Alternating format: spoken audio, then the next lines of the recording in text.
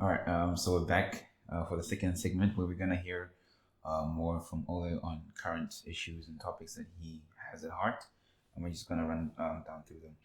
So, my first question to you would be, where do you see the world in the next few years, in the near future? What do you think it looks like for our young audience? Oh man, this is like a very open question. Yeah. So I talked about things a while ago about the studying and everything. I'm worried about so many things and I'm excited about so many things at the same time. Um, I would say with this new technology, I'm not sure if you've heard of ChatGPT thing. Okay. Did you try it? I tried it, but I think there was too much traffic and it just crashed. I was trying to ask it, but Oh it never yes, worked. I think it took like Instagram to get to a million users. I think it took months or something. Yeah.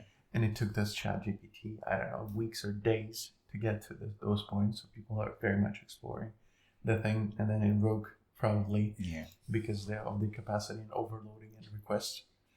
So right now, I'm really focused on the what this thing is going to bring us because this thing can code, write code when you give it instructions. It can write code by itself,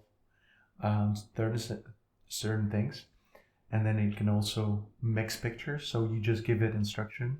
Can you, I don't know, generate a picture for me of a dog with a black hat on, and then it has those things. It can generate pictures, and then it can generate art. So you can tell it this thing. Can you mix something from Picasso and Van Gogh in one picture, and then draw a cat with it? And then it does the thing kind of and it learns. I think the latest input has only 2018, so it can only has the things from the internet and the web and the knowledge that humanity has accumulated till 2018. But when it gets to this current point and when it's going to be actualizing itself, um, it's going to be something crazy. I've heard that this thing has passed the MBA test in some top high school, Yeah, I was heard the and same it thing. and it got like very good score. So, and then when you also put, I don't know, write me an essay on Taoism from Nietzsche's point of view, and it does this thing in minutes, which would normally take a student, I would say, a week to just read and process and then write and then fix it and then rewrite it and then create a good essay on this topic. So this thing is revolutionizing the, I would say, the education, all the learning processes, and everything. So this AI thing, I'm pretty excited. I'm scared where it's gonna bring us, but I think this is gonna be the next big thing that's gonna push us forward or push us into abyss. It's gonna depend how well or bad we're gonna use the thing. I mean, I've seen a lot of movies when AI is supposed to finally become self-aware and take over humanity. But I've been reading a lot of literature on this ChatGPT as well, and I get the fears, but like people are saying that it's just going to ramp up the time it takes for someone to like study for or get some reports on a certain topic. So instead of going through books or library or going through Google and asking, okay, what did this guy do on this? You can just ask the chat GPT to create this for you, and then you then can use your creativity. So is it now on us not to just focus on just hard learning and memorizing, but to actually be creative with our things more? It is a great possibility that it's gonna just extend on human capacity for doing things. We already have cyborgs, I would say, with all our phones. Even when you go to the bathroom or restroom, or even when we're sleeping, it's always like next to us, within the hand's reach. So we kind of a small extension already of robots, kind of. The question is when it's gonna become an inherent part of you, when it's gonna integrate in your arm or in your eye or in your head or something, and then you're gonna be kind of thinking of things, and ChatGPT is gonna be generating the thought that you're already trying to convey, and it's going to formulate a very precise and strict message. This thing has a possibility to extend humans thinking and the way we communicate, the way we create things to a great extent. Question about whether if it's just going to be an extension or a thing on its own, it's a very complex question. I would say I think it comes way back beyond in history when it first life got into the being. So there were just like where does the first life come from? There other things, besides the life that we see on our planet? Is there life anywhere else? So the question is, how was life born from non-living things? That was the small click. I think it's an impossible thing to happen, but it happened. So when this small click will happen to AI, when it gains the consciousness, or like it becomes aware of the things that it's doing, and it would be able to self-regenerate and do things, I think human beings are in a very big trouble. They're just going to be like ants. When humans are walking on the street, they're not looking at the ants home, and then they just crush it because they need to move wherever they want to go. So I'm pretty concerned that this might happen to the AI, and that will be just those little ants for those machines to propel to the different, I don't know, galaxies and move the future forward. It's just when this click comes in, I'm not sure if it would, but if it does, because in life and like non-life, non-existent, it did. And I think this thing will come into being, but I don't know. Maybe far from our time, and we're long gone from this planet. Hopefully. Yeah, I hope so. We'll see what's gonna happen. So I'm also concerned about AI because I barely can even use Excel. So how does one prepare themselves for such a drastic change and a rapid changing technology? Yeah, Elon does. So this young gentleman is very talented. So he's creating a Neuralink, which is going to be like kind of extension of yourself. It's going to be probably a chip that is right now they're just working on fixing the mental diseases that people have. So he's focusing more on that. But then the question is when it's going to become an extension of you, as I mentioned before. So it's not going to have its own consciousness or things. It's just going to extend the humans. So the humans would have the capacity to compete with those AI machines on their own. So this is kind of balancing it out, but without technology anyways, it's not getting anywhere. One would think that the onus should be on the education, the universities to prepare us for such advancements, but it seems like they lagging behind. Oh, that's universities. I'll tell you a story. You've been to 5, so yeah. I guess Yeah. I'm gonna education. Yeah, I would say the whole state of education is so behind its years. You wouldn't even believe it. So where I studied, there was a case when I think it was marketing course or something. I was watching, I think, Yale courses online because they were accessible, and I started to prepare this presentation for a professor based on those things that were spoken about. And then he told me that this is wrong. I'm a professor. He was quite up on the old side. He's like, I'm professor. I know better. Here's the book on marketing of like 1988 or whatever. Like, they read this. This is correct. Yeah. And I'm like, no. So the whole thing, the education itself is so behind. I'm not sure how it's gonna catch up. So English is. I'm from Ukraine, as I mentioned. English is not my native language. It's not even the second language. And the things, for example, there's an innovation in sociology or marketing or whatever field it is, and let's say it gets birth in the United States or in Great Britain or in Europe or whatever in the world. Things are getting translated to, I guess, English first. If it's not in English initially, it takes about 1 year to get all those processes and things done. Then it takes, I'm just going to talk about educational system in Ukraine because that's where I know it through and through, because I went through it multiple times. Then it takes probably a year or 2 years for this material, say it's a book or an article or whatever the innovation is in the field, to get translated to Ukrainian with all those things and edits and everything. Then it takes about 2 or 3 years for the Ministry of Education of Ukraine to approve this thing, to get into the curriculum for the universities. Then they print those books. It takes another year. It takes another year for them to travel to the universities to get to the shelves, and then actually professors have to read it first, and then they assign those books to certain courses, or they give them to those kids to study, and it takes at least 5 years for all this process to happen, possibly 7. And this thing that is being taught in the university is already outdated for like 5 years behind. There's another thing that negates the thing that they've been teaching, or I don't know, strengthens it up. Again, it just blows my mind how things are behind. Yeah. When you know English is a little bit better, then you can catch up with things. But when there's a country that is, say, non-English country, it takes the slower, and then the more stagnate economies they are, the slower it gets. Also, the education system, how fast it adapts in different countries. But it's crazy. And then this new chat GPT things, and everything is just gonna blow all the education out of the water. It's gonna put not like 5 years behind, but 10 years, gazillion years behind, because professors don't have no idea how to deal with this thing. They cannot discern if it's a student written this thing or this chat GPT AI, because the student might take this essay and edit it, make some mistakes, and just submit it, and you never know. And it also like it gets people think less, I would be guessing, because they just take this information for granted. When you like learn and explore things, when you write yourself, it took me a while to start to write things properly in a very structured manner. Because thinking has no difference to how you think. So I would say writing is thinking in its way. So when you write, you learn how to think. Yeah. Sometimes you don't know even what you think before you write it down, which is a very strange thing to me to consider. So this thing, I don't know. I don't know if we were even prepared. The world is not. And we have no idea how to deal with this thing. It's going to blow everything.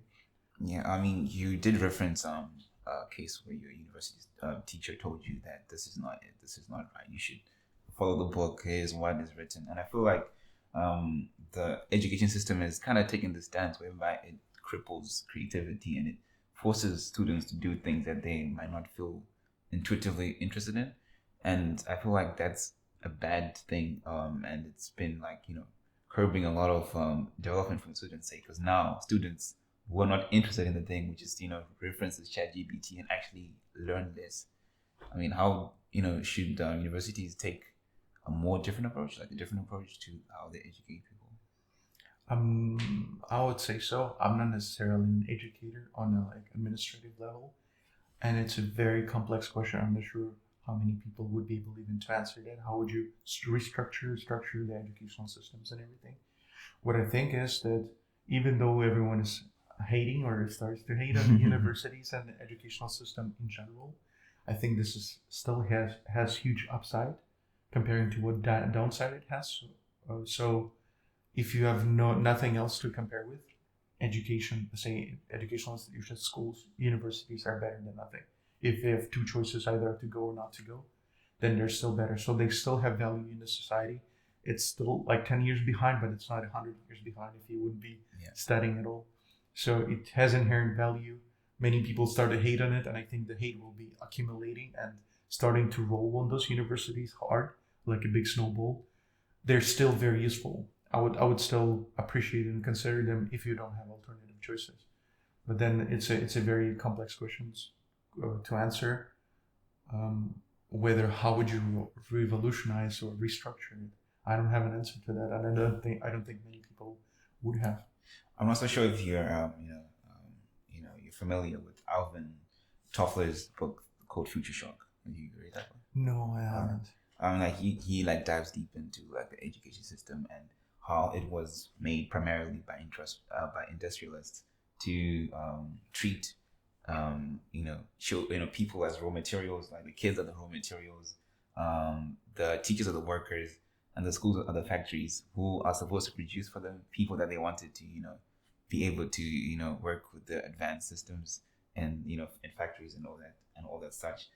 And I feel like conventional education has taken this kind of shape where they're like not teaching people to think, but to just be punctual, be obedient, and do repetitive work, training them to be in the workforce. Do you feel like that's what education is primarily doing now, teaching people to be workers? Yeah, I would guess so. It's still, as I said, it's better than nothing, because when you're a kid, you're very all over the place, and you're like a big chunk of unactualized potential. So you're everywhere. You can be anything, and you're like this Peter Pan thing. Yeah. that you're not always in the childhood and things. And then education, at least the standard education, is kind of streamlining everything into and structuring everything at least something. Because when you're like everything at the same time, you're nothing. This like kid that has a lot of things in their mind. So I think what it does, it just puts everything squeezes it and structures the process. At least it has some discipline. It has some elements of socialization. So it socializes kids. It teaches them somewhat how to fit into structures, which is very important. As you said, it kind of produces the factory workers and everything. And actually, like the factory workers are not a very trivial thing to think about.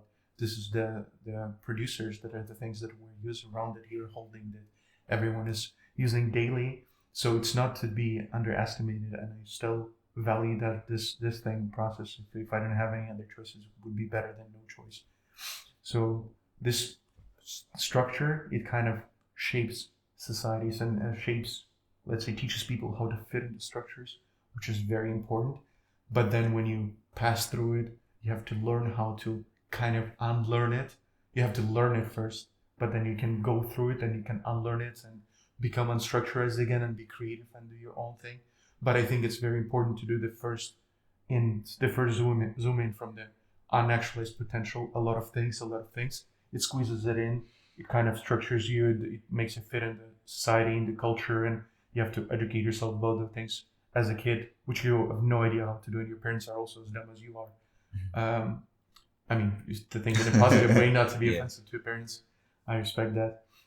And then you pass through this, narrow path, and then you go up again, actualizing your potential, but you're kind of already structured in a way that is helpful to the society. Otherwise, it would be a mess if everyone would be doing their own thing, and there are kids that are very dumb, and there are kids that are doing some random things, and so this is, I think, still has great deal of value. Question is, how would you go about, integrating all those things into those structures? The impossible thing, And I feel like you already answered the question. But as you say, like the education system is supposed to be a standard way to take anyone, from any background, different capabilities, and make them a good product. And as you were saying, the onus should be on us, not not the system, to help us find our own path, as to say, and to actually do the things that are meaningful to us. Just like how you stood up to your marketing teacher because you knew what you wanted and you knew what you wanted to do. Yeah. We should kind of take the onus on ourselves to teach ourselves and to improve ourselves and to actually do the things that we want. So now the question is, how does someone balance that? How do they go through the rigorous education system and also find time to work on themselves and develop themselves? I would say the balance is on their own when they feel like they're really tired and restricted too much from the educational system that they're in. I think that's about time when you have to start focusing on the things that you think would bring you value or education in. And also, I think it's very important to figure out what you really want in life. Kind of your life purpose or your goal or your thing that will help you very much navigate through all this educational, very useful things and educational nonsense. Yeah. That would just guide you through this thin path that you would have to go through. It's a very, let's say, sensitive process. So you have to figure out where to stop, where to jump out of this thing and do your own thing and learn your own things. I kind of figured in the mid-term of my whole university's life that university doesn't mean anything. Kind of, it took me a while, surprisingly, but then I was like, okay, what do I need to do? I want to go there and I need to learn English or languages perfectly well. That's going to bring me to the place, not the thing that I'm being taught in the school. I need to learn how to read fast and how to read, say, proper literature. I need to learn that I'm able to travel the world. I need to travel the world just to explore things, not just sit there and read books. So you kind of figure out where it's time, and then you have to have an end goal. So it's easier to navigate through the nonsense of the things that are trying to be tied to you in that regard. And as you also said, some students are in school, but they have to work as well. And I feel like that's another part that's not factored in, because you're not getting money. Because if you're not working, you're not getting money, and it's harder to kind of run away or to break away from the formula and to actually pursue your own thing. And the question is now, how does one balance their work and their life? Should your work be your life, or should be? It's a very interesting question. Yeah. I would say. What do you think? I'm just wondering. I'm wondering, what do you think about, should your work be your life, or like how would you balance life and work? Should it be two separate things? I actually read a very interesting piece when I was young. I was very much into Robert Kiyosaki and the rich dad concepts, and I think he said one piece that I actually have written down here, um, that most people live for the weekend, and that they work tirelessly during the week, and they only play on the weekend. But the most satisfied people draw no difference from their work and play because they're constantly doing what they love. And that phrase kind of stuck with me to kind of like, try and find the thing that I want to do, to work and also make money, and not just to feel frustrated and just, live for the weekend, as to say. So a lot of people do romanticize like this whole entrepreneurship journey. I'm going to drop out of high school. But I think the fine line is to, as you say, to find the balance between the work, and your passion. So I was just curious as to like, how does a person navigate that, because they're getting money, they're trying to do their thing. How should they work through this? Yeah. So there are two different ways, I would be guessing, two approaches to that thing. When I lived in Germany, they're very much strictly divide work and life. I don't know, it's a very thing. I'm not sure. Like, I'm sure it's not everyone, but many people would strictly talk about work, strictly talk about life, and they separate those things in their minds and their perception of the world. Work very hard. Whereas I was just talking to people, doing my work, kind of, it was flowing into my life, and life was flowing into my work, everything all together. And when I was talking about those things, they're like, "Whoa, so you're talking about life or you're talking about work?" I'm like, "I'm talking about both." But they have no separation between those two, and it's an ideal scenario. Some people can make a good deal of money doing something that I like and spending very little time on it, which is also worth it, I think, if they spend, say, 20 hours a week or 10 hours a week getting a lot of resources through the things that they are really, really good at, which also happens. You just happen to be very good at something, or you have like proclivity to be very good at something, but then you don't really like it. But if you can spend as little time as possible in that thing, which would allow you to explore the thing on the like side hustle or other things, that art, whatever you want to pursue, that's also an option, and many people would prefer doing that. I would be thinking that you would rather do things that are aligning. It's not always aligning in every profession. You still have to do things that you don't like, but they still have to be done. This is regarding everything and your life journey and everything. So you kind of have to figure out what are those things. If they're just those singular things that are happening at your work that you don't like, but you still have to perform there. But you generally love your work, because there's no work where you would inherently love every bit of a process. You sometimes have to do accounting, which you wouldn't like, or whatever other thing that you're not enjoying in the process, that thing that you have to go through. But generally, I wouldn't differentiate the things, those two concepts. And your work-life balance is your balance. So it's not your uncle's balance or your Instagram influencer balance. It's your balance. So you decide for yourself. Yeah, and I think you've answered that pretty well, because I feel like many people do romanticize this whole hustler's journey, and they end up running away from the hard things which they need to do at work. I'm gonna read you something that I wrote when I was still a kid, young person, like around 18, 19. Nice. Kind of like trying to figure out life and purpose and everything. Don't mind the book; it's a bit torn and everything, but shows that it's been through the stuff. So I was interested, like it was after I read this thing that your work should be a play, and I was like mind blown. Like I can actually enjoy my work. That was like mind blowing to me. So I tried to help people of my age as well to like kind of discover this as well. So I wrote to the school. As youth, we often spend much thought on the present and never stop to think ahead. Have you thought about your career, your purpose, and where you are going to be when you're 50? Our work careers are some of the most important decisions of our lives, yet we can't even spare half a second to extensively think of our options. So there's an education system in like Zimbabwe. It's like different stages. So you first make your first, so you gotta choose broadly, generally. Are you gonna be doing sciences, commercials, or arts? What age is that at? That's like at like 15. So that's pretty early. So from then on, you're already zoning in, okay, and you don't really know. So Form 3, we choose our field of work, science, arts, or commercials, and then when we're 17, we choose our specialities. Now we're choosing between engineering, accounting. I'm gonna be a doctor.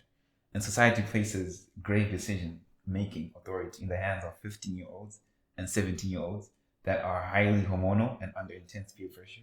In most cases, the wrong decision is made.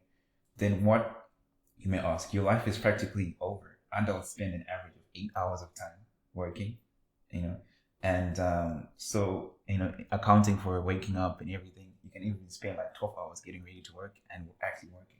So that's half of your day spent at the workplace, and the other half is split across sleep and leisure. So an unhappy working environment can be detrimental to our internal happiness and our social life. Another problem arises, in our nation: inflation, everything. This year's salary earnings are worth less in almost every day. The only people that hedge against this effect are people that, are business people who maintain profit margins. I think I was like leaning towards business now.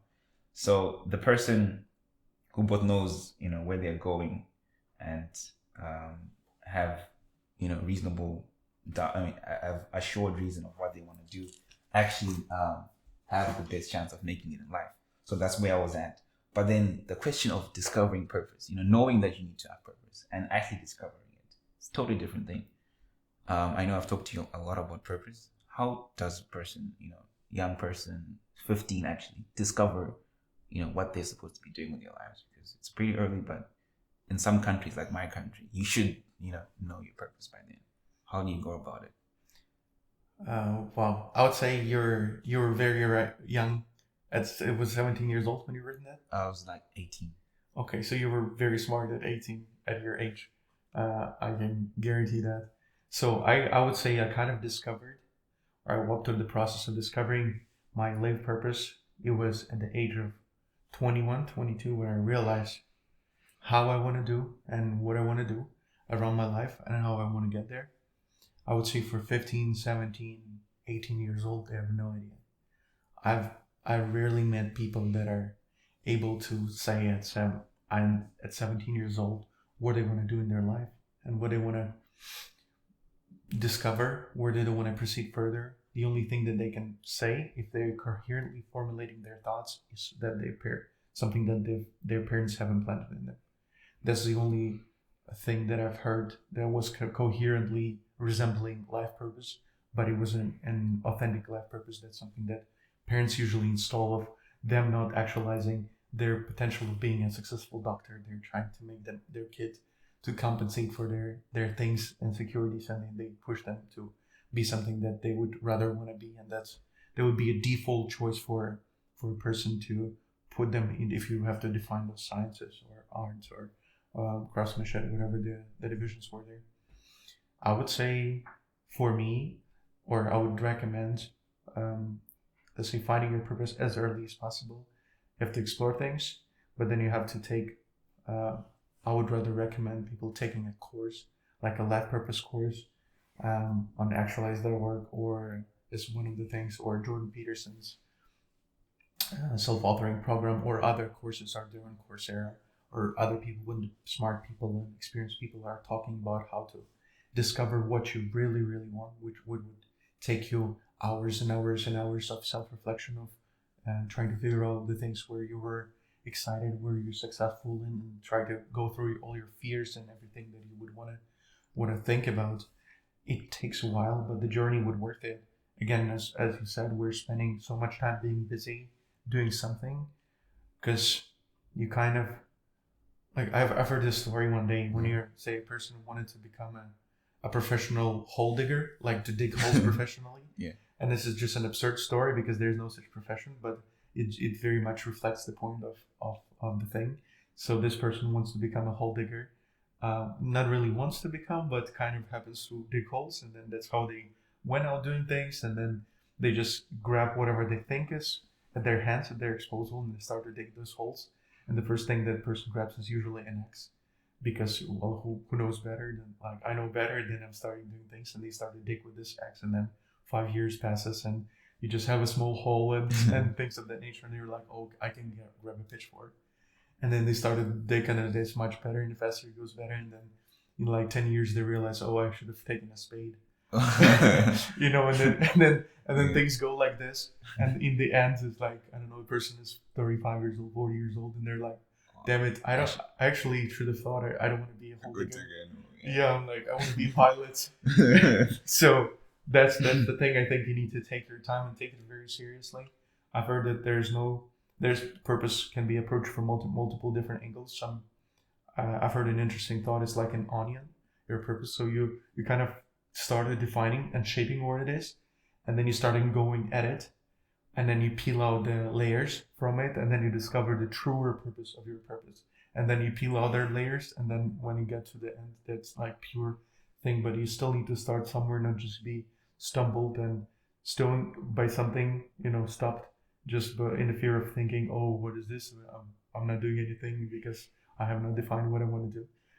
But I still would define this thing first. So I would take time. I would take it very seriously for young people, for even people of age, just to figure out where they want to go. And once you figure out where you want to go, kind of your life thing, then everything falls into its places. Then you figured out your why. I love this concept by Simon Sinek that started with why. So you have to really start with why. Because say in the university or in school, teachers are telling you, hey, you need to read this book. And you're like asking why, and they're like, because I'm a teacher or something, or they tell you, they answer you with what or how to read it or what to read, but they didn't answer a why question. Like they don't answer the question of why do you need to write this essay. They just give you an essay, you need to write it.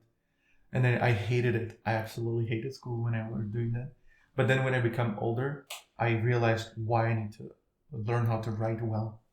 Then when you have your why, I started to write a lot. I started to read a gazillion of books where I haven't read barely any books by the age of 20. And then I started to catch up. So once you have that thing certain up for you, you kind of realize what you need to get there. For me, it was like learning English was my third language. For me, it was reading books. For me, it was traveling. For me, it was going to other countries and live there, like I do now, where I'm going to the US. So those are my hows. I figured out my why, and I figured out what hows do I need to get to there, and then what's are coming out of those hows. Yeah, so I think you made a very important point. Like you start with your why, and I know as a kid, as you know, I started discovering, trying to see my purpose a bit earlier. I was 16, 17 when I started really trying to pinpoint what my purpose was. So I guess like my annoyance with all these gurus telling us just know your purpose, you should know what to do, just do it. I'm like, how do you do it? So I guess my question to you now is, any 5 hardcore tips that someone can just follow to know their why, how they can do it? Yeah, I would say first step I would recommend everyone taking is just go to the places, to the people you are like you trust, those experts that you find. If you're in spiritual teaching, then you will go to a spiritual teacher. If you are in entrepreneurship, you would go there. But there are plenty people out there that are, say, helping other people to discover their life purpose. One of those things that I would recommend is actualize.org. Mm-hmm. Is the place where I took life purpose course. I also took another one which is called basically a self-authoring program by Jordan Peterson. It's not necessarily a life purpose course, but it kind of guides you through the things that are that would probably bring you to that end goal. So those are really, really practical things that I would recommend people doing. The other things that a lot of that can answer a lot of those kind of thoughts or requests would be, I like asking people that question. So imagine you're waking up tomorrow and you have like $100,000 or $100 million in your bank account, and then you would never need to work again in your lifetime. So then you would do those dumb things that you would do, probably go partying, maybe go get girls or whatever your passions are. Most likely travel, most likely hang out in some very cool places, some Ibiza or whatever the places are, some islands. And then after, say, 6 months or whatever the period for that is, for that kind of impulsive things that you've never got, to probably get your parents' houses and cars, and you'd be thanking every person who would be helping you during your life, and you'd give all those gifts. And after all those things are settled and done, then you, after let's say half a year, you wake up and it's like, what do you want to do? And that question, if you think of it deeply, so you don't need to be anywhere, you need to do anything, you kind of fulfill those things that everyone probably would do. And then what would you do? That's a question. If you really think deep about it, that will probably tip you into the direction you want to go. The other thing, if you think of the questions you would ask yourself, what would you do if you would have no possibility to fail? So if you would succeed necessarily, where would you go? What would you do? Or say, if you would be 10 times smarter than other people, what thing would you be doing? What kind of profession or task you would be undertaking? Those are the questions that would lead you towards the answer that you would be thinking as, let's say, directing towards your life purpose. Those are very right questions to ask. Yeah, so I feel like we're a bit hard on the education system because, quantifying that and making it into a study is kind of hard. And I guess everyone should, take it upon themselves to just ask themselves those questions in solitude and just try and find their own purpose. I see. But the danger of this is, the other side of it is an unfulfilled life. What does this lead to? People being unfulfilled in their lives. I mean, many people would probably be, let's say, not discovering those things in their lives, and then just roaming around the things, and would never just do the things that their society and their surrounding groups are typically doing, and they would be kind of lost in those things, living typical life, which is actually pretty normal for some people. And I wouldn't be, because it's the thing that they want to do, I wouldn't be judging those people, and who am I to judge them? But some people are very satisfied. It was very surprised for me, because for me, something inside is always pulling me towards something that I think my potential is, and discovering it. I just cannot sit in one place, and I'm happy for the people that are happy and sitting in the same place or doing the same things. It was very curious. But if you're driven as a person towards something, and you feel like you're unsatisfied doing this thing, and you feel like you're stuck in something, it's going to be hurting very, very hard inside if you're not going to go that way. That is try kind of, luring you in, and you're not undertaking your hero's journey, which is one of the concepts that, let's say, I explored for myself. That's by Joseph Campbell. It's a very interesting thing. If you read A Hero with a Thousand Faces, he's exploring the mythology of different societies that are not connected, and he's kind of finding the common theme of people are going through this process of hero journey. So every person has their hero journey, and if you're not undertaking that journey, whatever the journey is for yourself, you're going to be regretting very hard in your deathbed. You're going to be crying probably very hard that you have not taken this step or this thing. And I feel like, one of the things that I've been told as I was growing up as well is I'm always trying to grasp something. I'm always trying to find my purpose. And people say you're young, you're too young, and you're going to have plenty of time. And I just want to ask you, like, on the concept of the illusion of youth, like, does there a point where you feel like, okay, I've grown up, or should people start doing it right now, or should they wait? To grow up? Yeah. I mean, like, to find their purpose, like, is it something that you should like feel heightened to do, or should you say, okay, I can, always do it in the future? I would recommend to do it as soon as possible. As soon as you think you have the inkling or itch towards it. If you don't, you probably would keep doing things. I would recommend in between exploring a lot of things. So going and trying this thing. For myself, I for example, like tried singing classes recently. I took theatrical classes or things, even though I think I know what I'm doing. I took things to explore around, and I recommend people exploring those things in between and trying to discover your purpose as early as possible in whatever age they are. Because this time, it's let's wait, let's do this thing. If you think about it, like you have to think about mortality. I'm even thinking to make a tattoo for myself. It's a very banal tattoo, kind of.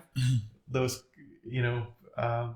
tattoos that are cliches or everything. But I think this is still an important message. I think to make a tattoo for myself, memento mori, which is reminding myself that I'm mortal and I'm gonna die very soon. I have this big poster on my wall. I'm crossing off every week, so it has a big, sheet of things. Yeah. and every square would symbolize a week of your life. So it's a third already like crossed out. So in the end of every week, I approach my wall and it crosses a week of my life, and this is very makes you very aware of how much time you have left. So if you're thinking I'm young, I'm still let me just play with things or do something, or I would rather sharpen up the your thinking process and start, let's say, thinking about how you want to shape up your life. Kind of, if you can, just ask for advice. Look at the people that you aspire to look to be at their level when you grow up or something. That would be very helpful because time is very limited, just like this, and you're gone. I'm feeling a bit sad now. I don't know. Absolutely. I feel sad every week, and then when I do this, it destroys everything. Yeah. But then it cuts through so much bullshit. Yeah, there's so much bullshit that you just it's just fluff. Those things are not important. You just realize that this things matter, this thing doesn't matter, and it kind of cuts off fears. Whatever fears you have, it makes you push through those fears by realizing how fragile you are and how time sensitive you are as a human being. That's a very good thing. I wanted to read a quote by Steve Jobs, which kind of also like talks about what you said. He said that remembering that I'll be dead soon is the most important tool I've ever encountered to help me making the big choices in life. Because almost everything, all external expectations, all pride, all fear of embarrassment or failure, these things just fall away in the face of death, leaving only what is truly important. Remembering that you're going to die is the best way I know to avoid the trap of thinking you have something to lose. You're already naked. There's no reason not to follow your heart. I think that's very, in line to what you're talking about. Very hard, but I mean, we're all gonna die. We just, just knowing that is. Yeah, it is important. It is important to remind yourself of that. So I guess on this topic, I just want us also to discuss that, like the fluidity of time, and like how minimal minutes, how seconds turn into minutes, turn into hours, turn into days, and then years. How everything is so intertwined, and that how habits can make us do things that leave us unfulfilled. How does someone go about reprogramming bad habits that leave them in a space of unfulfillment? Is this death chart a step towards breaking through the all the distractions? It is one of the tools that people are very much creatures of habit. I think I've read that more than like 95% of the actions that human being does during the day is mechanical or subconscious or an action of habit. So that's something that already structures your day, whether you want it even like you have as much willpower to change something, just little teeny tiny thing, teeny tiny effect on some habit that you have during the day, and you have to use it very, very wisely because this willpower thing expires very fast. And then you run out of it, and then you run subconsciously like a zombie, if that's something that I may say, doing all those things. So the way to do this thing, that you just take this small little chunk of willpower, is probably morning is probably the best for that. And then you focus all your effort and energy in installing those habits that would say process your learning, let's say help you learn better, or you just set up those habits one by one, slowly by slowly, because in the end of the day, those habits will shape up everything, and it's very, very accurate that you just will flow out of those habits, and you'll become something that you didn't even think you would. Because people don't really plan to become like lazy and unsuccessful and things that's say happens to people that are not planning things. So you kind of got to plan it out, shape it out with those very teeny elements of willpower and effort that you have, leverage on yourself and your own habits, and then you build the habits up that way that would propel you towards things that you want to achieve. All right, that's very important, and I guess I just wanted to discuss the topic of mastery in the age of constant distractions and easy stimulation, because I feel like we are in a world where there's just so much going on, and it's so much easier for someone to just be like, you know what, I'm just going to sleep today. I'm just going to watch Netflix. I'm just going to drink some beer. I'm just going to do this.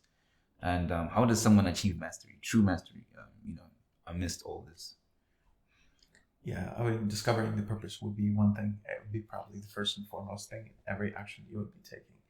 but then how would you go around honing your skill? Because basically you're like a star and you're far away. Kind of your spirit is very unconcentrated light. They're just shining, and you have to find this magnifying glass. That would be your process of tools and process of mastery that would just shape up all this light and then burn into a thing and then ignite a fire. And what you need in life is that ignition thing, because that's what grabs people's attention. You're not talking about ordinary things. You're talking about the people who are like, wow, outperforming in their field or doing something great, or behaving in a certain manner that excites you. And I think that's something to strive for. In the edge of distraction and everything is just blink, blink, blink, click, click. You scroll Instagram, you do Facebook, tick, tick, tick, and it just pops up. And people are very easy stimulation. There's a very easy access to porn, for example, for men and women. And then everything is easy access everywhere. It just closes you up to like a really deep focus and concentrating on those things. And I think this is very important. And the people who are kind of finding their way through that distraction world to the world of practice, deliberate practice, and then honing your skill, they would be quite in a good place comparing to the people who are hooked up on distractions. So tying it back to your story, going through that hard time in strawberry farms, it kind of gives you the willpower so to blind all the distractions and to kind of focus. So would you say that young people going through life right now should at least find something hard which they stick to doing, because they're so used to easy stimulations, and to actually persevere through that as a way to kind of help them? Oh yeah, absolutely. I would say so. You'd have to love that thing, that's for sure. It has to be aligned with your purpose, and then you would have to put a lot of effort, probably through pain, because it's not gonna have an upside. If you have to either have to go through pain or through risks that you have to take to necessarily to get where you want to be. In most cases, it's both pain and effort and risks. And then there's on the other side, because everything is balanced, the more effort, the more pain you put in, then the more upside or more outcome, the positive outcome that you can learn from that and then you can exploit. That's very good. So, I mean, in the age of distractions, the masses of distractions have to be the social media companies and their algorithms and their constant effort to know who you are and to feed you things that you will bite into. I'm guessing, how does, what's your word of advice to someone that's, against big tech, trying to discover themselves and, wean themselves off these distractions? What should they do? How do they win this? And can they win it? Yeah, it's a very complicated question if they would win it. I would say they are unlikely to win this battle, and I will explain why. Because the big social media companies are kind of making money off of your attention, not your necessarily, but general society's attention. So they're programmed in a way, and they're improved by inch and inch and inch built on tons of statistics, how to hold your attention. So this thing against you, like a weakling human being that can barely control his habits, can barely make a decision in life, you're fighting for your attention against this huge machine that is programmed to take your attention away from you. And behind this machine, this company can hire the best technologists, best statisticians, best sociologists, best psychologists, best behavioral economists, and people who are experts, like very, very good at the thing. And they're kind of, if you think of it, you're kind of fighting against those people and this machine that is kind of alternating and learning on itself for your attention, which is kind of an impossible battle to lose. That's why the society becomes so very hooked onto those small TikToks, click, click, click things. Yeah. And then you're fighting, you kind of don't realize you're fighting against this big thing. And it's a very hard battle. You have to be very aware of that. And I recommend hook yourself up. I did once, was it 2 years ago?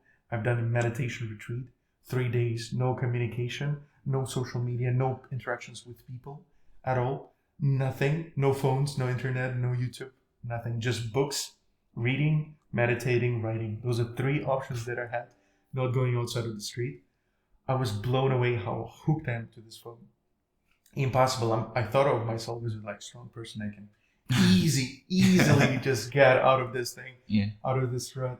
But then I was like, when I did all of this, I subconsciously grabbed my phone, start clicking on this thing, and only then I realized I turned Wi-Fi for myself, so I don't do this. Oh, And I've done this probably 100 times for this 3 days. You don't realize how hooked you are to those things unless you start to kind of unplug and just take a step back and take a look at this, which I think is very important to do once in a while. And again, starting with the why is what's gonna give you the willpower and the determination to kind of break free. Yeah, absolutely. So I mean, until they get into our minds, at least we have a slight chance, a slim chance of of making it, I guess. Yeah, we do have. I'm pretty sure we do. All right. I mean, again, in this day and age of distractions, social media, there's been a really rampant rise in talks of mental health. Do you think it's valid, or is it just like our generation that's just becoming weak? I mean, I would say it's a valid statement. A lot of, again, the problem with attention that we already described, that people, let's say, unlearn how to focus deeply on some things and they just become very easily stimulated. And I think that translates into their real life conversations, just like we have, and it translates into their studies. Also, they're very tick and they're very clicking on their studies. And it also kind of reinforces their beliefs. I'm very much a believer of the confirmation bias. So the material that is shown to them on social media is reinforcing the beliefs that they have, because people are searching what they believe to be true. They're looking for the information they're looking through the lens of their perception and their paradigm of thinking how the world is. That's how they're Googling information, just searching on Twitter, Facebook, whatever. And that's what social media is built to feed you, the things that you already believe, the things that approve your point of view. And then you kind of formulate this bubble around yourself of those beliefs systems and everything, and it reinforces it further on.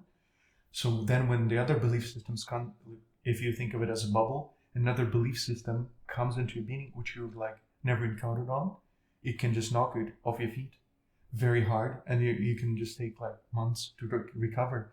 Or worse yet, if not the other bubble, but the reality itself gets slapped into this bubble, you might not even recover. This can lead to some post-traumatic disorders at worst, and then some minor stress or depression at least. So those things are very, very, very, very dangerous things. That is, so social medias and the edge of distraction is reinforcing, and it's ruining. I think it's ruining psychologically. People, they start to reinforce their own beliefs and forget about other perspectives and everything. I think that closes up the exploring of the world, which is very important. Yeah, and in this day and age, the distractions, weak men. I mean, a very controversial figure pops up in mind, Andrew Tate. I mean, you gotta discuss him. I genuinely like him. I like his message. But what do you think of him? What do you think of Andrew Tate? Oh, that's a very controversial figure nowadays. I think it was second most Googled person after Trump last year. And it's like everyone is learning about it. Many young people are hooked up on his material and everything. I think he's an outstanding individual. He's a great communicator. He's a great persona. He's, in a sense, he's drawing people. So he's a very smart person, to be honest. But then I myself don't like the personality of Andrew, for the reasons of its influence rather than the person itself. I understand why he exists as a persona out there, because if the whole world is moving kind of left-leaning in terms of their beliefs and things, then there's always a demand for the right-leaning person, right-wingish, leaning towards, let's say, away from the center towards the right. So there's demand. There's necessarily a figure of such kind that people are drawn towards because there's lack for the personality in that thing. It not necessarily has to be Andrew Tate, but it just happened to be him that there's a demand for this message of this type. What I'm worried about is the consequence of the messages. So I'm not sure if you're familiar with this meme. There's, I think it's called Hold the Pain, Harold. No, I don't know. And so there's a guy, it's a pretty old guy, and he's like smiling, but then he feels pain. So he became a meme for like hiding the pain behind. Yeah. So, and then the guy just posted his pictures on somewhere in some platform for engineering advertisement, and he became a meme in the world. and then he couldn't stop it. So the whole issue with it, this actual guy, he went out there, tried to take down all those pictures and everything, but then the meme spread so hard that he wouldn't even be able to control him, like this whole process, and it just became that way. So this figure is just a figure, and the perception of the figure is totally different thing. So I think for Andrew Tate, a lot of those things kind of is more like an idea or a meme that becomes spread and taken out of the context.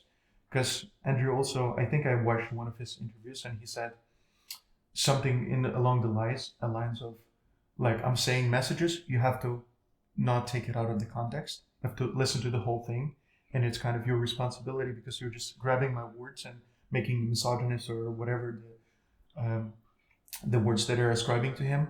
So they're taking out of the context, and he's kind of he's not taking the responsibility.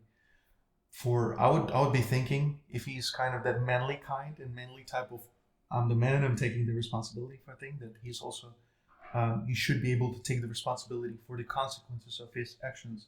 Because if those things are taken out of context, there are a lot of young boys are kind of learning on that material, not consuming his full podcast letters or his full content, and it becomes this meme of this herald thing, and becomes its own things, and it evolves. It might evolve into something very bad and go into a very bad place. So the question of responsibility is very hard. So whether he should take responsibility or people should take responsibility for what they're taking from him. But then how would young people take responsibility for those things that they're taking if they're not, as we mentioned before, you say 15 years old, they don't know the purpose, they don't know anything, they just consume those things off the internet, those small clips, and it just formulates this subconscious. So that in that way, I'm kind of against the figure, because it is not of the person or the personality that he has, but the consequences that he brings to the whole world. That's something that we have to be aware of, at least, and then probably or maybe do something about it. But that's the thing. I for one understand like the persona, and I find it entertaining, and his message, although I see how it can lead like people down a bad path. Is it necessarily his fault, or is it social media giants that have kind of monetized and have shifted towards a 6-second video type of interview, and drawing on controversial figures, because it's the controversial things that blow up on the internet?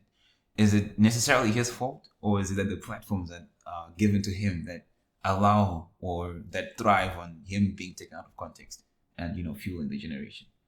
Yeah, I wouldn't say fault is the right word, because fault is a very different thing. Whoever fault it is, the question is whoever responsibility that is.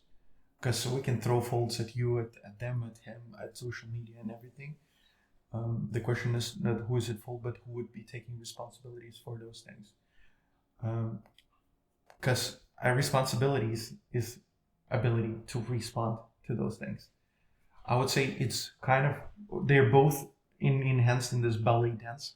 So Edgar and media, they're just making this figure, and then also the demand for this kind of viewpoints. They're just making this swirl and cocktail of things. I would say it's hard to define whose fault it is. But then we as society have to decide, or Andrew has to decide for himself, would he be willing to take responsibility if a person commits suicide or something that would be flown out of his content, or commit other acts of violence or misbehavior or anything. So I think it's never a question of fault, because it's very easy to throw it around, but it's a question of responsibility. Who should respond to that and who should take it? Right. I still, am of the point of view that there are certain principles that men should learn, and there's been efforts in the media to kind of, shift away from men really embracing their masculinity. But what would be your modified message to men, in a way that can be taken out of context? That what would you advise young men to do? Well, I hope it's not going to be taken out of context, and then I've become this misogynistic figure of any kind. I would say it's necessarily for men. I would think for men and for women to find the purpose in life. That would be a first thing that everyone should discover. Then follow this purpose no matter what. I think, as strange as it may sound, is more important for men than for women. as weird or misogynistic or whatever the words can be described to this statement. I think they have to follow their goal, their calling, and this is something that they would find satisfaction in their lives. That would be quite an important message to men, because this in this world they're kind of being overseen. This message, they're just covered in some things, or trying to be suppress this fact. All right. People can fall in the trap of constantly trying to pursue their purpose. Is it necessarily wrong to follow impulses? Things that you want to do. Like you talked about spontaneity, like doing singing classes, theater classes. Would you advise men to engage in their childhood dreams and I mean, it depends what kind of shadow dreams that we're talking about. I would recommend exploring your things and be spontaneous as you can, as long as it is not endangering other people around you, apparently. And then in those things, if you see a very good hint, if something that makes you excited, not kind of extrinsically excited, but intrinsically excited. What I mean by that, if you're like exploring things and you start playing computer games, you think you like them and you think it's your life purpose, but then it's just the thing that got your attention hooked, and then you spend your life in there. So you have to be very careful how you're motivated from the outside or the inside. All right. So whilst on this same topic of is entertainment bad for you, I know that you stopped drinking alcohol. Could you give us like an insight as to why that happened? That's something that I've decided to do. I started to drink very early, in an age that was, I would say, about 10 years old, when some maybe 9 years old, something that age, and where all my, let's say, acquaintances started to sip something now and then and ask the old kids to buy the beer for them in the shops and everything like that. So I started to drink kind of in an early age, and then it became heavier a little bit. So then I figured out at one point that it's going to be detrimental to my health and to my thinking, because last time I remember I was drunk was a long time ago. I felt foggy, and I don't like feel foggy in my mind. I like to be clear thinking and thinking straight, and that's something that alcohol allows me to do. I'm also very into something. When I'm into something, that I'm fully committed. So I'm committed to not drinking alcohol, and I haven't been drinking for 8 years at this point, which is quite a long time, not even a sip of anything. And I think this brought me a lot of, let's say, concentration or happiness. I just decided this is not for me. I started at a young age. And then it's very bad when you're like drinking, when your organism is still forming up. It's very influential towards the thing, and I didn't think if I would continue, I would be at a very bad spot. So then I'm kind of overcompensating for those things, for bad habits, because that's the only way I thought it would be. I didn't know that alternative everyone around was drinking somewhat, and then that's what I was doing. I decided to quit straight up, and I never regret this decision so far. It's been an amazing journey. But what's your perception on narcotics, drugs, and the sorts? So do not do drugs. That's a message. Yeah, that's a message for everyone. And by drugs, I mean tobacco, and I mean alcohol. I would include that. And there are different categories of drugs that people usually perceive and throw into one pile, into one category. There are, say, morphoids. I'm not sure how they're called. Maybe I'm translating from a different language, so I might be translating it incorrectly, but like morphium, whatever the product is made of that kind of type of drug, is very detrimental and dangerous. Whatever is like meth and cocaine, those things are very addictive and can be bringing you incredible amount of bad consequences in your life. And then there's another category which is called psychedelic drugs, which are mushrooms, and there's such things as MDMA in some extent, and there's like DMT or 5-meo DMT. Those are the drugs that I would consider to be possibly used in a self-development setting or in spiritual setting. And there's a lot of literature in that regard. I'm not sure if you're familiar with the Tim Ferriss gentleman. So he has a podcast where he interviews people, and then he is being interviewing a long, long while, and then some famous people like Schwarzenegger or like Mike Shinoda from Linkin Park, and there are a zillion other Peter Thiel, other smart guests, and then he interviewed a lot of those guests, and then for 80% of those people, when they tried psychedelics, and they described this um, process of trial, let's say, and the experience afterwards as one of the most life transformative experiences in their lives, comparing to the birth of their kid or their marriage or some other major events in their lives. So, if you could imagine how influential that experience is for personal perception and for the spiritual development, it's it's mind blowing. So those famous people, those smart people, those very educated, sharp people, that they're talking about those psychedelic things that highly, there's something to explore, at least to read literature. And then I've read a bunch of those at a certain point, and I've been exploring those things that have very interesting effects. They, for example, can permanently open person's openness or open-mindedness to things permanently after intake.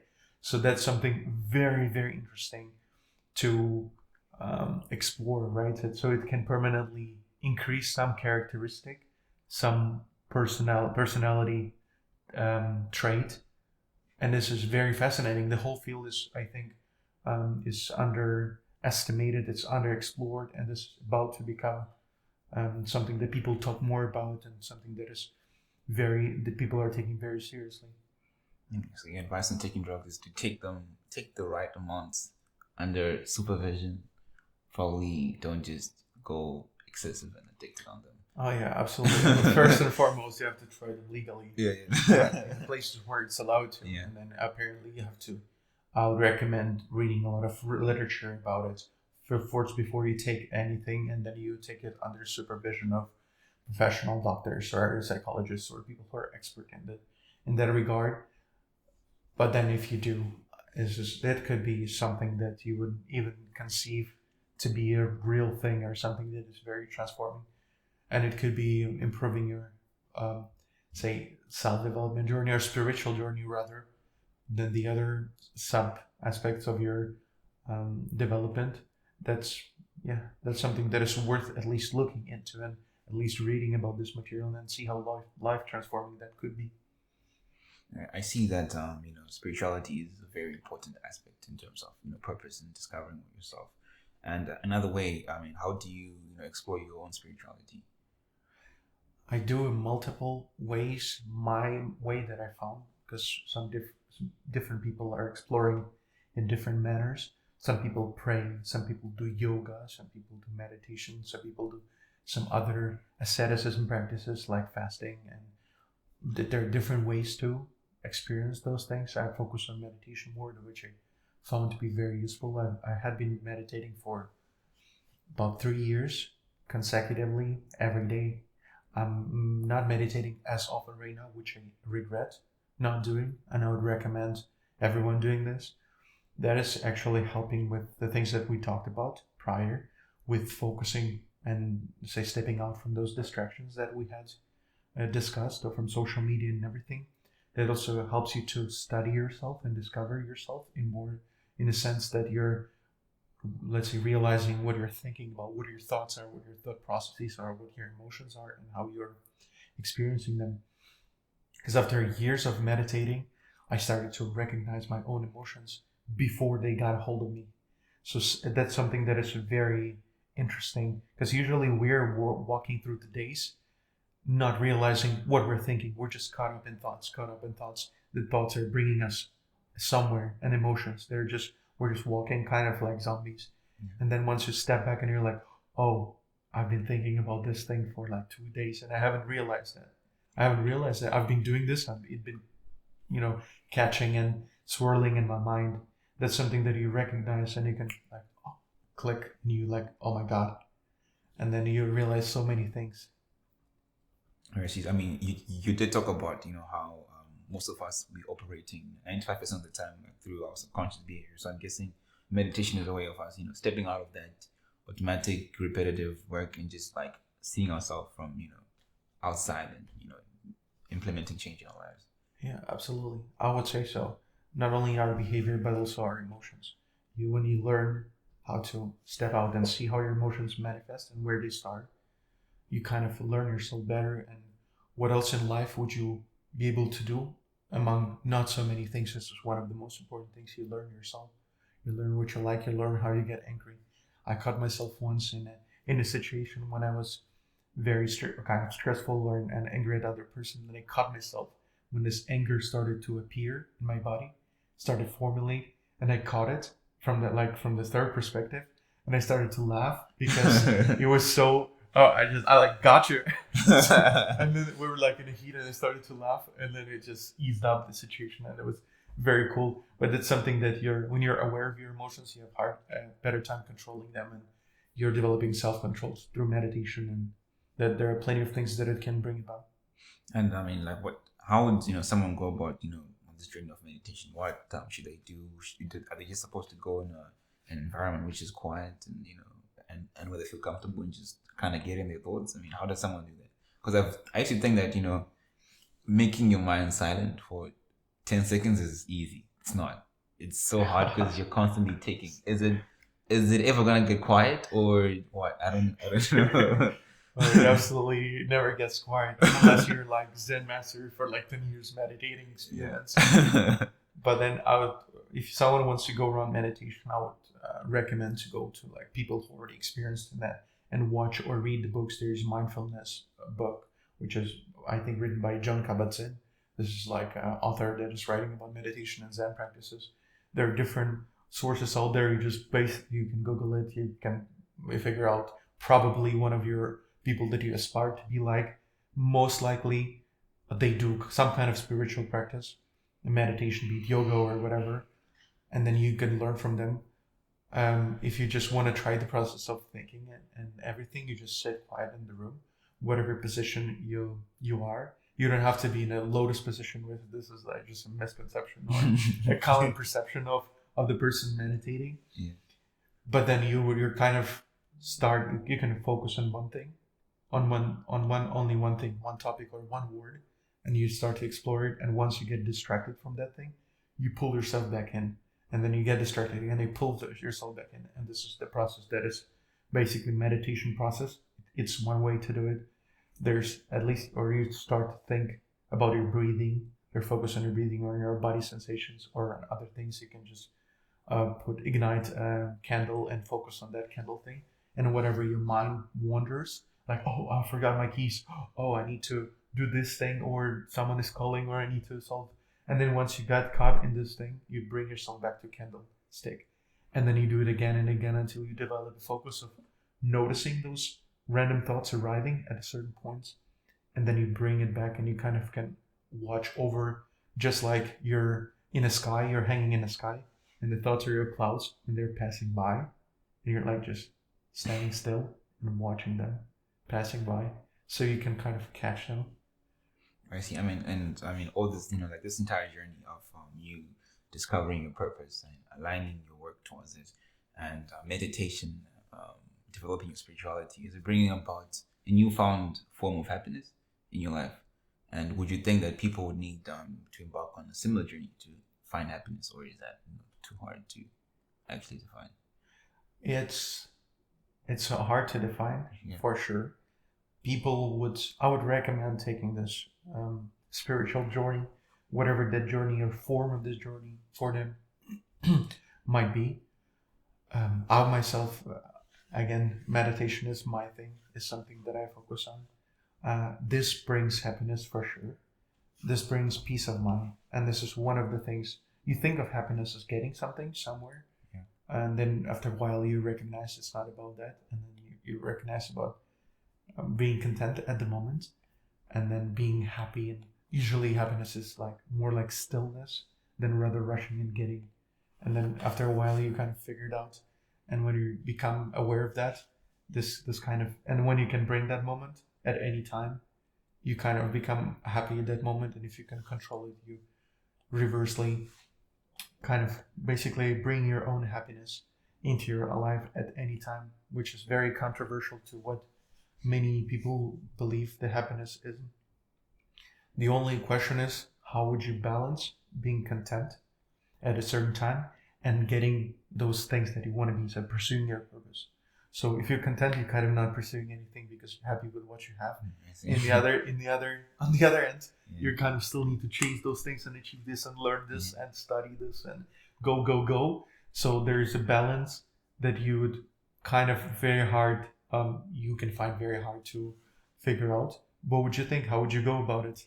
I mean, like long back, I used to live in the future a lot, like fantasize about the future and what this future is gonna be, and that was where I would find my happiness. But like lately, I've realized that I should find happiness along the way, like in the journey, because true purpose is never truly attained, I guess, because there's always a layer, like you said, it's an onion. You're always peeling one onion, and as you're discovering new things about yourself, things that are beliefs, your purpose is growing as you discover your capabilities and the limits. Your expectations are keeping on growing and growing and growing. So if you try and as I told myself, if I try and find happiness in the future, I'll never get there, and I should be content with where I am and where I'm going, and just kind of like just do the things that I want to do, and just figure myself out, like that. That's how I would define my own happiness, and it would start with me loving myself more and seeing what I want to do and what I want to try to attract that in my life in the present moment, right now, and not deferring them to the future.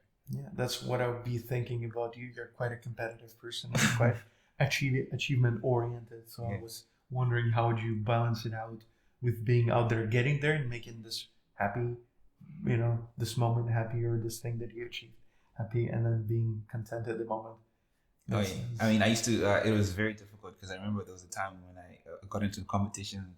I went there, and then when I won, I just didn't feel the way I thought I would feel, and it was so depressing. Like when you get a goal, it's not what you think it's gonna be, and that's kind of like very depressing. So from that moment, and I just kind of learned that I need to. Yes, I know I'm kind of committed, but you should find peace and happiness in the journey, because that's where it is. Because that's where you're gonna create the moments. And as you look back, as for you as well, when you look back at the strawberries, you find peace, and in that moment, like, damn, that was a really cool moment. And just living now is that's all we have. That's all we have.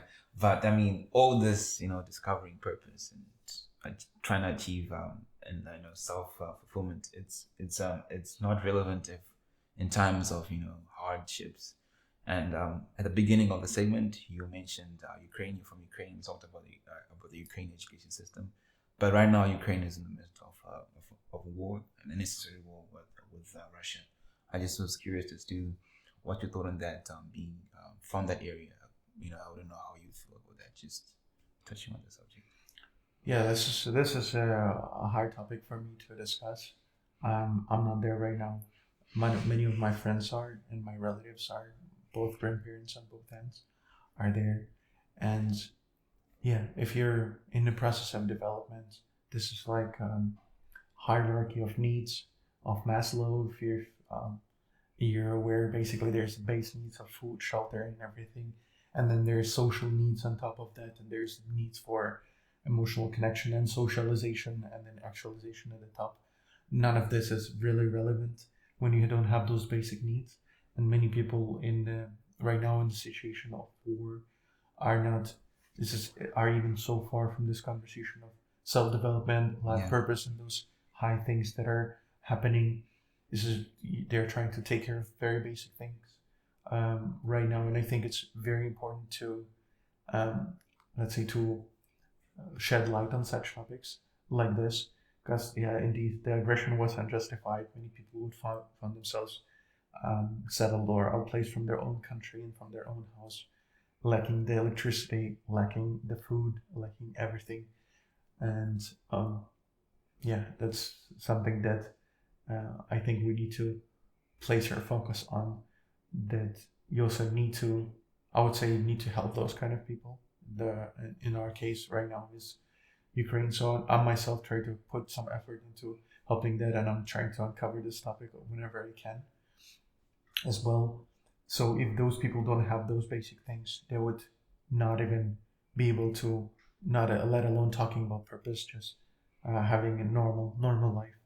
So I think whenever you are, it's pretty important for yourself to have those needs, and then satisfy those needs and help the people that are struggling right now, so they can also base off um, there's some basic beliefs. They can also structure their lives and figure out their life purposes, and do all those things that we're allowed to do right now, and we have to be thankful for that we have right now here in a very peaceful time.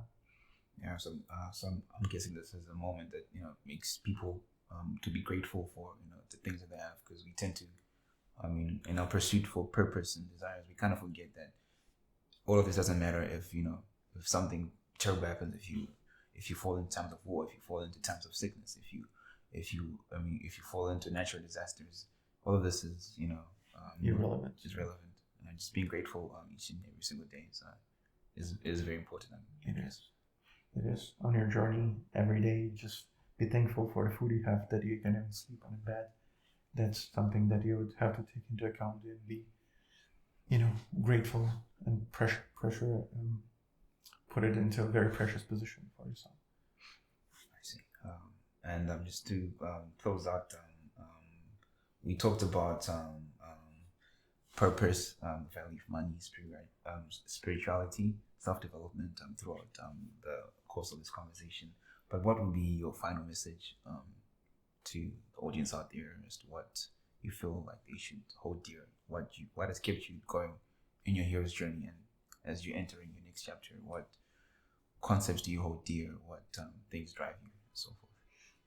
I think that my message would be, and what I try to live by, is that you gotta try your best to do the best you can with what you have where you are.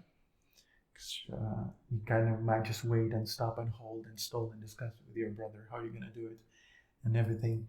You gotta take what you have. If you go for a job, it's a basic position. You have to not just be disgusted by this position, or just whatever. This is just a job. You take it seriously. You do the best with whatever resources you have. You squeeze the best of it. You give value to other people, and then you go like this. You roll it up to the high ground, whatever, to the top, and then it's gonna be hard. And nobody said it would be easy. So just whatever it takes, whatever you are right now, even if you're in a very, very complicated position, just try to squeeze your best one educational moment, one mindful breath away. If you're not able to meditate, just focus, take one mindful breath. Everything else is a bonus. Just do one little by little. I would also recommend taking your life, as though we discussed the life purpose, to be a general of your life rather than a soldier. And what I mean by that, I myself take it personally, this advice that I heard once, that you need to be strategic about your life. So you have to be like a general in a battle. I've heard this statistic that I think it was a historian, Lil B. Hard. He studied multiple wars and war conflicts through ancient history and modern history. I think 280 conflicts, and only 6 of them were won by straight up facing, just like we see in the movies. Yeah. One army's facing the other army, and they're clashing, and whoever's more better is winning. That's the perception of the battle that we see in like TV. And in fact, there was only like 6 out of those 280 battles. So it's more like 2% of those battles were won by facing up to armies. The majority of those things were won by some tactics that caught the opponent by surprise, or just some strategic thinking that outflanked or something. So it would be thinking to take your life seriously and think of a general. Where do you need to dispose your resources in life? So I need to study this and this and this and this, and I need to deploy my effort here, just like your troops and your general, here and here and here. You need to spend time thinking about it. You have to be a soldier, like a fighter, in the field. When you already decide to do this or this, when you focus on this thing, you're a fighter. So you decided to be in logistics, you decided to arrange orders. You have to be a fighter in the place where you're fighting right now. but then overall you have to think here. You have to think, I need to fight this battle, I need to fight this, I need to avoid this battles, and I need to do this. So my message for people to be strategic about what they're doing. They need to see where they're going and then what kind of things, elements they would need, and then shape it up into a very thought out strategy. I think that's a very good message, and I'm gonna hold those words dear in my life as well. It's just trying to be general and know which battles to win. I mean, like to fight and know which ones to just kind of let go, and kind of for my life focus. But if your journey, the entire journey, let's say it's over, roll the credits, and it's done, what would be the title of your documentary? I didn't think about the title, and I don't know really what the title is. Yeah. I would be thinking, I know what that would be about. It would be Yeah. about ideas. It would be something connected to ideas. Because some people like things. They focus on things. They like working with things. Some people like people, and they like working with people. I like ideas. For me, ideas is the best thing that there is, and they're way more powerful than people are. So I'll be basing my documentary off the ideas or thoughts or insights, and that would be called about the same thing. And the soundtrack would be something like Hans Zimmer, those kind of epic soundtracks when it brings you alone in those journeys. It's some wonderful music. All right, I see. Ryan, it's been wonderful having this conversation with you, and I thank you for your time. Yeah, appreciate you having me here, and well, I wish you well with that amazing podcast that you've started. I'm glad you did. Amazing guests. Thank you so much. All right, appreciate it.